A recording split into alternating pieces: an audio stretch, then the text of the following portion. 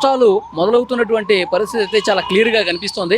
హోటల్స్లో ఏంటి సిచ్యువేషన్ మనం తెలుసుకునే ప్రయత్నం చేద్దాం. ఇక్కడ అమీర్పేటలో ఉన్నటువంటి ఆనందో బ్రహ్మ రెస్టారెంట్ ఇక్కడ కనిపిస్తోంది. మరి వీళ్ళకి గ్యాస్ కష్టాలు ఉన్నాయా లేవా, ఏంటి అసలు సిచ్యువేషన్, వీళ్ళు వంటకాలు ఏ విధంగా వండుతున్నారు, కమర్షియల్ గ్యాస్ సిలిండర్ రావడం గగనం అయిపోయినటువంటి పరిస్థితి ఉందని చెప్పి వార్తలు వస్తూ ఉన్నాయి. సో ఏంటి గ్రౌండ్లో సిచ్యువేషన్ తెలుసుకునే ప్రయత్నం చేద్దాం. లోపలికి వెళ్ళి వాళ్ళతోనే మాట్లాడదాం పదండి. ప్రస్తుతం నేను అమీర్పేట నడిబొడ్డునటువంటి ఒక రెస్టారెంట్కి వచ్చాను. ఆనందో బ్రహ్మ రెస్టారెంట్ లోపలికి వచ్చాను. అసలు వీళ్ళు ఏ విధంగా వంట వండుతూ ఉన్నారు, గ్యాస్ కొరత ఉంది, గ్యాస్ని మేము చాలా తక్కువగా వాడి వంటలు వండుతున్నాం అని చెప్పేసి ఓనర్ గారితో చెప్పారు. సో నేను అందుకే లోపలికి వచ్చాను, ఏం చేస్తా ఉన్నారు అని చెప్పి. ఇక్కడ మొత్తం కూడా ఇక్కడ చూడండి, స్క్రీన్ మీద కట్టెలు కనిపిస్తున్నాయి. కట్టెలతో చికెన్ కర్రీ వండుతూ ఉన్నారు. రకరకాల వంటకాలన్నీ కూడా కట్టెల పొయ్యి మీద వండుతూ ఉన్నారు. ఎందుకంటే వీళ్ళు గతంలో నుంచి కూడా అంతకు ముందు కూడా కట్టెల పొయ్యికి కొన్ని వంటకాలు ప్రిఫర్ చేశారు. ఇప్పుడు గ్యాస్ కొరత ఉంది, కమర్షియల్ గ్యాస్ సిలిండర్స్ కొరత ఉంది, రావట్లేదు. బుక్ చేసినటువంటి వారం రోజులు కూడా వచ్చే పరిస్థితి లేదు కాబట్టి, యుద్ధం వల్ల షార్టేజ్ ఉంది కాబట్టి ఇక అన్ని వంటకాలు మేము కట్టెలతోనే ఇక కొనసాగిస్తున్నాం అని చెప్పి చెప్తా ఉన్నారు ఈ రెస్టారెంట్లో ఉన్నవాళ్ళు. ఒక్కసారి మనం మాట్లాడే ప్రయత్నం చేద్దాం. మీ పేరండి?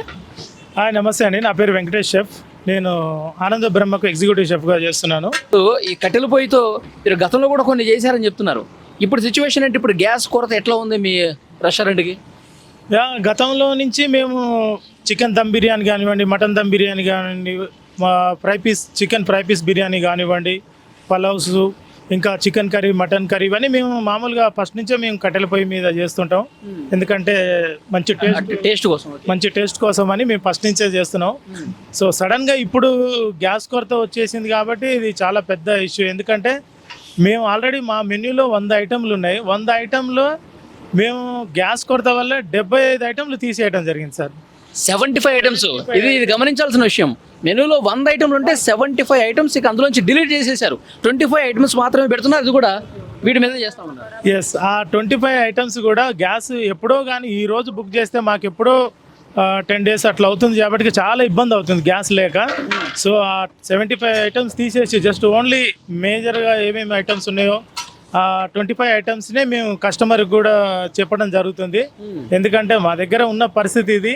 సో కస్టమర్లు కూడా చాలామంది రావడం కూడా తక్కువ చేశారు. ఎందుకంటే ఇంతకుముందుకు మా దగ్గర చాలామంది వచ్చేవాళ్ళు, ఒక 500 మెంబర్స్ దాకా కస్టమర్లు వచ్చేవారు. ఇప్పుడు చూస్తే ఒక 150 మెంబర్స్ కూడా రావట్లేదు. ఆల్మోస్ట్ స్టాఫ్కు జీతాలు ఇవ్వడం కూడా కొంచెం ఇబ్బందికరమైనది. ఎందుకంటే మనకు 80 మంది స్టాఫ్ ఉన్న దగ్గర ఇప్పుడు అంతమందిని మెయింటైన్ చేసి శాలరీస్ ఇవ్వాలంటే సో మేనేజ్మెంట్కి కూడా చాలా ఇబ్బంది. సో అది మేజర్గా గ్యాస్ కొరత అనేది మా గ్యాస్ కంపెనీ నుంచి ఏం చెప్తున్నారు వాళ్ళు బుక్ చేస్తే?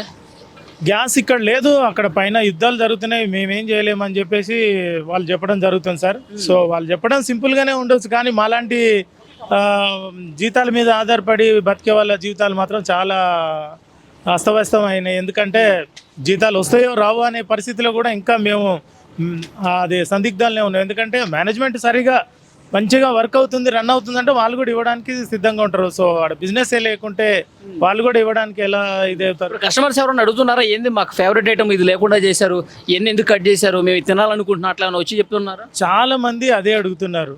రెగ్యులర్గా మన దగ్గర మంచి మంచి స్పెషల్ ఐటమ్స్ పెట్టాము మేము. సో ఆ స్పెషల్ ఐటమ్స్ అన్నీ గ్యాస్ మీద ప్రిపేర్ చేసేవి. జస్ట్ ఇవి ఓన్లీ బల్క్గా మేము తయారు చేయడమే జరుగుతుంది, కానీ మెయిన్ అయితే అవి ఆర్డర్స్ అనేవి కొట్టేది గ్యాస్ మీదనే పోయిస్తుంటాం. సో అలాంటిది ఇప్పుడు గ్యాస్ చాలా కొరత అయింది సార్. చాలా ఇబ్బందికరమైన విషయం ఇది. ఎందుకంటే కస్టమర్లు కూడా చాలా డిసప్పాయింట్ అవుతుంటారు. ఒక 100 మెంబర్ బదులు 50 మెంబర్స్ వస్తున్నారు. సో అట్లా చాలా గ్యాస్ కొరత. బ్లాక్ మార్కెట్ ఏమైనా నడుస్తుందా? మీరు ఎక్కువ డబ్బులు పెడితే గ్యాస్ ఇస్తామని ఏమైనా చెప్తున్నారా? సో ఇంతవరకు అయితే బ్లాక్ మార్కెట్ అయితే మన దృష్టికి అయితే రాలేదు సార్. మేము ఉన్నది ఎప్పుడో బుక్ చేస్తే కానీ ఎప్పుడో ఇస్తున్నారు, అంతవరకే మేము చూసాము. మిగతా ఈ కట్టెల పొయ్యి మీద నుంచే చేసుకుంటూ ఇస్తున్నాం సార్. ఓకే, ఇప్పుడు గ్యాస్ లేకపోయినా మీకు ఈ ఫెసిలిటీ ఉంది కాబట్టి కట్టెల పొయ్యి మీద చేసేస్తా ఉన్నారు. కానీ ఇది లేనటువంటి హోటల్స్ అండ్ రెస్టారెంట్స్ కూడా ఉన్నాయి, అవి వాళ్ళకి ఇబ్బంది ఇంకా చాలా. వాళ్ళకి ఇంకా ప్రత్యామ్నాయం ఏం లేదు సార్, బంద్ చేసుకోవడం తప్ప వేరే లేదు, ప్రత్యామ్నాయం ఆప్షనే లేదు ఇంకా. ఎందుకంటే సో సరే కట్టెల పొయ్యి అందరికీ అడ్జస్ట్మెంట్ ఉండదు, ప్లేస్మెంట్ ఉండదు. సో అది కూడా చాలా ఇష్యూయే కొంచెం, అది చాలా మేజర్ ఇష్యూ సార్. బంద్ చేసుకోవడం తప్ప ప్రత్యామ్నాయం ఇంకేం లేదు. రెస్టారెంట్ బంద్ చేసుకోవడం తప్ప గ్యాస్ అంతా డిపెండ్ అయ్యింది గ్యాస్ మీదనే. సో చిన్న హోటల్ కాంచి 5 స్టార్ హోటల్ దాకా గ్యాస్ మీదనే డిపెండ్ అయి ఉంటుంది ఏ వంట అయినా సరే. ఆల్మోస్ట్. సో గ్యాస్ లేనప్పుడు ఇంకా వంట ఎలా అవుతుంది సార్? సో అది చాలా మేజర్ ఇష్యూ సార్. అది ఎంత తొందరగా వీలైతే నేను రిక్వెస్ట్ చేసేది గవర్నమెంట్ నుంచి మాలాంటి వాళ్ళని దృష్టిలో పెట్టుకొని కొంచెం మా ఎంప్లాయీస్ని కూడా దృష్టిలో పెట్టుకొని ఏదైతే ప్రాబ్లం ఉందో గ్యాస్ కొరత కొంచెం దాన్ని ఎట్లాగైనా సరే సాల్వ్ చేయాలని మా తరఫున కోరుకుంటున్నాం సార్. ఇది ఆనందపురం రెస్టారెంట్ లోపల ఉన్నటువంటి పరిస్థితి.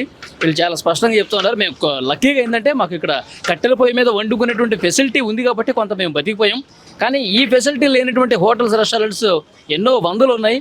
వాళ్ళు చాలా ఇబ్బందే. వాళ్ళు హోటల్స్ మూసుకోవడమే, ఇంకా వాళ్ళకి వేరే దారి లేదని కూడా తెలుస్తున్నటువంటి పరిస్థితి ఉంది. సో ఇక్కడ కట్టెల పొయ్యి మీద ఏ విధంగా వండుతున్నారు మీరు చూడండి. చికెన్ కర్రీ కావచ్చు, ఇంకా వేరే ఐటమ్స్ అన్నీ కూడా కట్టెల పొయ్యి మీద వండుతున్నారు. గతం నుంచి కూడా వాళ్ళు టేస్ట్ కోసం కట్టెల పొయ్యిని యూజ్ చేస్తూ ఉన్నారు.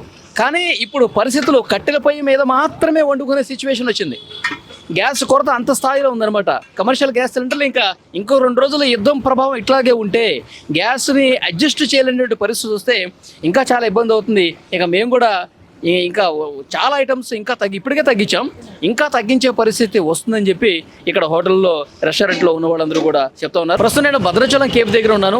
ఈ కేఫ్ పరిస్థితి ఏంటి, గ్యాస్ అందుబాటులో ఉందా లేదా, ఇక్కడ ఏమైనా గ్యాస్ కష్టాలు ఉన్నాయా మాట్లాడదాం. ఓనర్ గారు ఉన్నారు. సార్ మీ పేరు?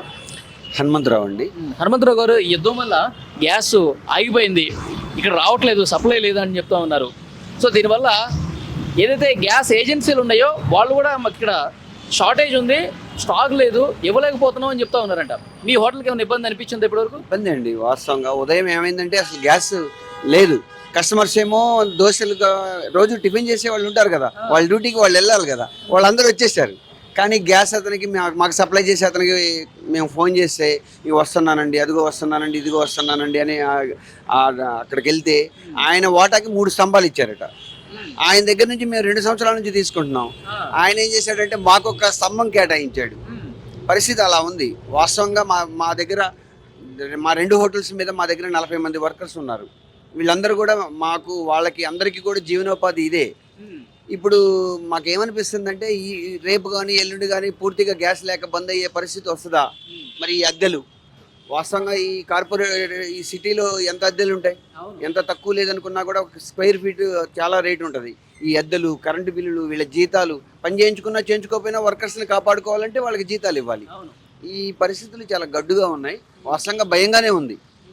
కానీ మనం ఏం ఇప్పుడు మీరు గ్యాస్ బండ తీసుకున్నారు కదా, దానికి ఏమైనా ఎక్కువ పెట్టారా?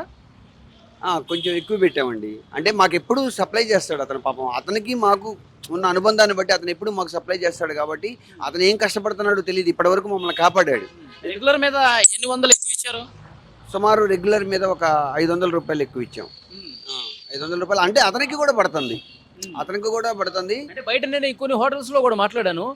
వాళ్ళు బ్లాక్ చేసేసారు, 4000 పెడితే కానీ బండ ఇవ్వమని చెప్పేసి అంటా ఉన్నారు. కమర్షియల్ సిలిండర్ మాకు చాలా ఇబ్బందిగా ఉంది సార్ అని చెప్పి ఒక హోటల్ యజమాని నాతో అన్నాడు. అదే వాస్తవం అయ్యి ఉండొచ్చు. మాకేమో అంత టైం వాస్తవంగా అక్కడ బయట ఏం జరుగుతుందో మేము అంత గమనించలేదు. అంత టైం కూడా దొరకట్లేదు. హోటల్ అంటే మీకు తెలుసు, ఉదయం 5 గంటలకు మొదలైందంటే రాత్రి మేము 12 అయింది పడుకునేటప్పటికల్లా. ఈ యూట్యూబ్లో కొద్దిసేపు రాత్రి వార్తలు చూసా. ఆ వార్తల్లో చెబుతున్నారు రాబోయే కాలంలో మనకి ఓడలు రావటం లేదు, ఇబ్బంది ఉంటుంది, మరి ఇలాంటి ఇబ్బంది వస్తుంది. లేకపోతే బెంగళూరులో ఆఫ్ చేశారు, మద్రాసులో హోటల్స్ అన్నీ బంద్ చేశారు అని వార్తలు రాత్రి చూసినప్పుడు నేను ఏమంటే మా గ్యాస్ అతనికి ఫోన్ చేస్తే ఏమండి నాకేమన్నా 4-5 ఇచ్చినా తప్పనిసరిగా మీకు అందులో 1-2 ఇస్తాను. మరి మీ దగ్గర 2 సంవత్సరాల నుంచి సప్లై చేస్తున్నాను, నేను మిమ్మల్ని హోటల్ని ఎట్లొకటి కాపాడుతాను, మీరేం కంగారు పడకండి అని చెప్పేసి అన్నాడు. ఇప్పుడైతే ఉదయమే మాకు వచ్చింది ఇబ్బంది. కానీ అతను ఒక స్తంభం తీసుకొచ్చి ఇచ్చాడు. మీకన్నా మేము ఇప్పుడు ఈ రంజాన్ పైనుంచే ఏమన్నా తీవ్రమైన కొరత ఏర్పడి ఇవ్వలేని పరిస్థితి మూసుకోవాల్సిందండి. ఇప్పుడు రంజాన్ సందర్భంగా మాకు 24 గంటలు నడుపుకోమని ఇచ్చారు. ఈ రోజు మేము రాత్రి 1 గంటకి క్లోజ్ చేద్దాం అనుకుంటున్నాం. ఎందుకంటే పొయ్యిలు నిరంతరం వెలుగుతూ ఉంటే బేరం ఉన్నా లేకపోయినా గ్యాస్ ఇదైపోతూనే ఉంటుంది. దానికంటే బెస్ట్ బంద్ చేసి మళ్ళీ ఎర్లీ మార్నింగ్ మన దగ్గరకు వచ్చే డైలీ కస్టమర్స్కి ఆఫీసులకి వెళ్ళాలి. వాళ్ళు పని చేసుకోవాలి. వాళ్ళకి మన మీద ఆధారపడి వస్తారు. వాళ్ళు ఏమీ తినకండి ఇంటికాడ వాళ్ళు వస్తారు. నైట్ డ్యూటీ అయినాక నైట్ వస్తారు. మధ్యరాత్రిలో బంద్ చేద్దాము, గ్యాస్ని కొద్దిగా మనం కూడా పొదుపు చేద్దామని ఆలోచన ఒకటి. రెండోది అంటే మాకు ఒక గోడౌన్ ఒకటి ఉంది. అక్కడ మేము అసలు కట్టెలు పోయి ఏమైనా మేము అనుకున్నాం, మా వంట మాస్టర్లో మేము అనుకున్నాం ఫెసిలిటీ ఉంది. గోడౌన్ దగ్గర కొంచెం ఆ మట్టి అదంతా ఉంది. అక్కడ ఓనర్ రిక్వెస్ట్ చేసి మనం పని చేద్దాం. దోశ బట్టి అంటే నడపలేనులే కానీ ఇడ్లీ, ఈ వడ, బోండా ఇలాంటి ఆ కట్టెల పొయ్యి ఒకటి పెట్టి దాని మీద చేద్దాం. అధికారులు ఇప్పటికే కొంత సమాచారం ఇచ్చినట్టుగా వార్త వస్తూ ఉంది. ఎందుకంటే ఈ ఆయిల్ మీద కొంచెం ఎక్కువ గ్యాస్ అవసరం పడే పిండి వంటలు ఏవైతే ఉన్నాయో, టిఫిన్స్ ఏవైతే ఉన్నాయో, ఆహార పదార్థాలు ఏవైతే ఉన్నాయో అవి కొంచెం తగ్గించుకోండి, మెనూను కూడా కొద్దిగా తగ్గించుకోండి అంటున్నారు. అవునవును, మెనూని కూడా తగ్గించుకోవాలి. అన్నీ పెరిగినాయండి. ప్యాకింగ్ సామాన్ దగ్గరికి వెళ్తే ప్యాకింగ్ సామాన్ ఎంత పెరిగింది అనుకుంటున్నారు? అసలు 10 రూపాయలు ఉన్నది 20 రూపాయలు అయింది. అసలు ఆ షాప్లో మాకు ఎప్పుడు ఇచ్చేవాళ్ళు కదా, ఒక విధంగా సంబంధ బాంధవ్యాలు ఉంటాయి, స్నేహం ఉంటుంది.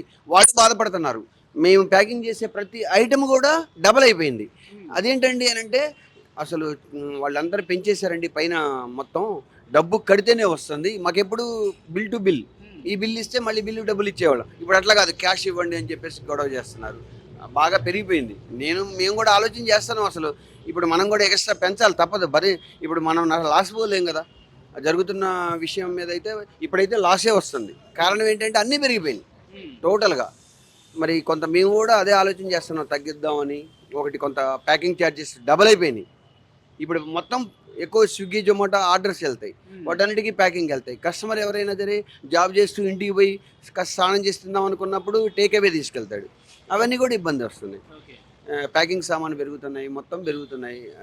అర్థం కావట్లేదు అసలు పరిస్థితి ఏంటి, ఏం జరుగుతుంది. ఏదైనా యుద్ధం అనేది అందరూ శాంతియుతంగా మంచిగా పరిష్కారం చేసుకొని దాన్ని మానవులందరూ సంతోషంగా ఉండాలి కదా. ఇందులో అందరూ ఎంతలా ఉన్నోడికైనా కూడా వాడింట్లో కూడా వండి పెట్టేవాళ్ళు లేరు. ఇయ్యాల ఆడు కూడా హోటల్ మీద ఆధారపడాల్సిందే. డబ్బులు తినలేడు కదా. అతనికి ఒక మంచి ఫుడ్ తినాలని అంటే హోటల్సే ఆధారం. ఇవాళ చాలా ఇబ్బంది పడతారు. ఏదైనా ఇటీలో వేలాదిగా